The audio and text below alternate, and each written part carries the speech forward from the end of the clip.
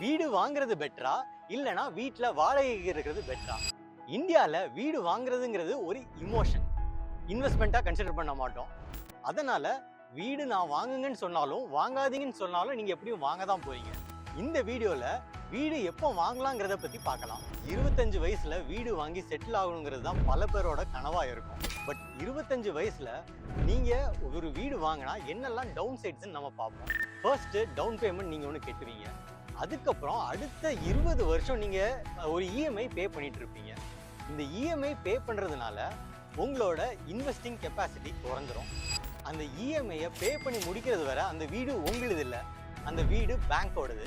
அடுத்த முக்கியமான விஷயம், உங்க கெரியர் நீங்க இப்போ இருக்கிற இடத்துல ஆரம்பிச்சாலும் அடுத்த பாத் உங்களை எங்க எடுத்துட்டு போகுதுன்ட்டே சொல்ல முடியாது. வேர்ல்டுல நீங்க எங்க வேணாலும் செட்டில் டவுன் ஆகலாம். இன்னொரு குழப்பம் எப்போ வரும்னா, உங்களுக்கு கல்யாணம் ஆகி உங்க கிட்ஸ் எல்லாம் ஸ்கூலுக்கு போகும்போது. ஸோ ஸ்கூலுக்குன்ட்டே வேற இடத்துக்கு ரீலோகேட் பண்ற நிறைய ஃபேமிலிஸையும் நான் பார்த்துருக்கேன். இது நீங்க வீடு வாங்குறத ஒரு 20 வருஷம் தள்ளி போட்டிருந்தீங்கன்னா நீங்க உங்க கெரியரோட பீக்லயும் இருப்பீங்க, ஹையஸ்ட் சேலரி எவர் வாங்கிட்டு இருந்திருப்பீங்க. அதே டைம் ஃபேமிலியில கிட்ஸை பத்தி கவலையும் பெருசா இருந்திருக்காது.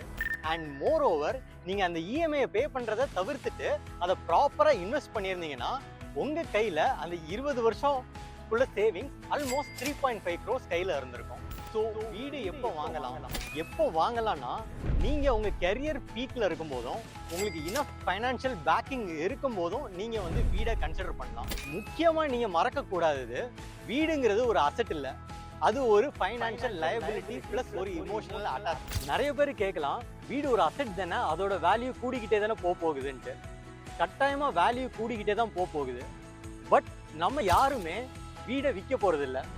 ஒன்ஸ் வாங்கினோன்னா அதை பெர்மனண்டா நம்ம வச்சுக்க தான் போறோம். ஸோ அதனால எந்த ஃபைனான்சியல் பெனிஃபிட்டுமே கிடையாது. ஸோ நான் வீடு வாங்காதீங்கன்னு சொல்லல, வீடு வாங்குற டைம் கரெக்டான டைமா இருக்கும்.